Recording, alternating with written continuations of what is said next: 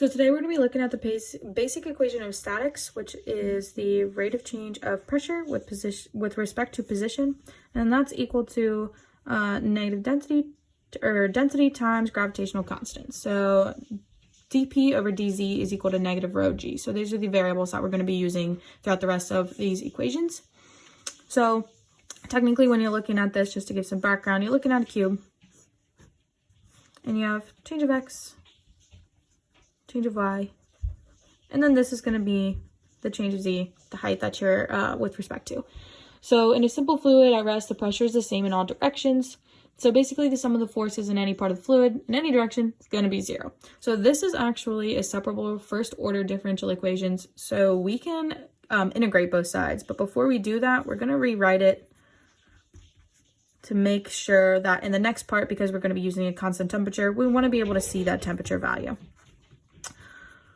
So this density, as we know from an ideal gas, is equal to the pressure times the molecular weight over the gas constant, the universal gas constant, times temperature. And then this G is just brought down from above. So since it's a separable first order differential equation, we're going to do some math here. So we have 1 over P dP is equal to negative mg over RT dz.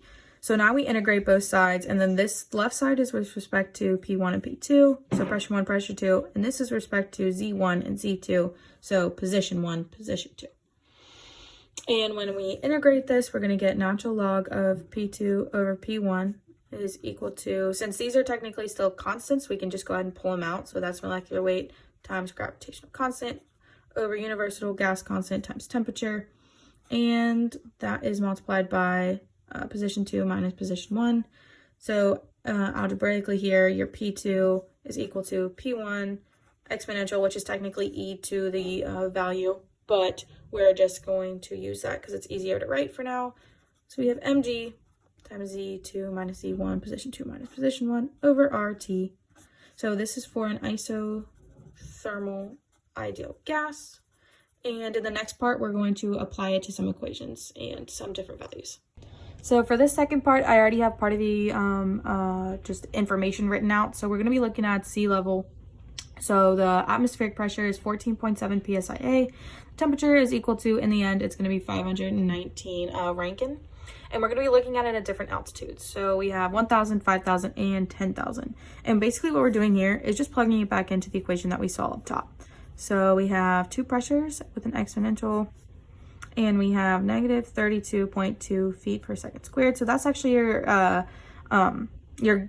gravitational constant, and it's just in a different term. It's normally negative 9.81 is what you might see it as, but that's in meters per second squared. We have 29, and that's going to be, this is value here is the molecular weight of air, and you're going to be multiplying that by your 1,000 feet. That's all over your gas constant, which is, in this case, we're going to be using 10.73 because it's going to help us cancel out units. That's inches squared. And then at the end, you're multiplying it by your temperature, which is seen above. And then to cancel out some units here, we have feet and inches squared and 32.2 pounds mass times feet. So in the end, we're just plugging all these together. So it's going to be P2 equals P1. And once you plug this into a calculator, these values all are going to be negative 0.03616. Technically, since that's negative, you can actually just put it on the bottom. And this P1 here is going to be equal to that 14.7. So over the exponential, oh, that's not a negative value, sorry. Because it's on the bottom now, that's a positive value. And that's going to give you around 14.1779 or 0.0965 atmospheres. So for the last two parts here, what we're looking at is this 5,000 up here into the 1,000 spots. I'm not going to rewrite the whole thing, but you end up getting P2 over P1 exponential. So this value is now going to be 18082. And if you take that same 14.7 over that value, you end up getting around 0.8348 atmospheres.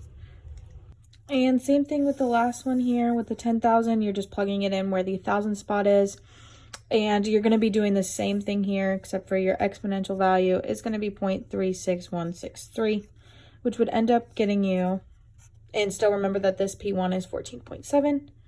You're going to be getting around 0.6967 atmospheres.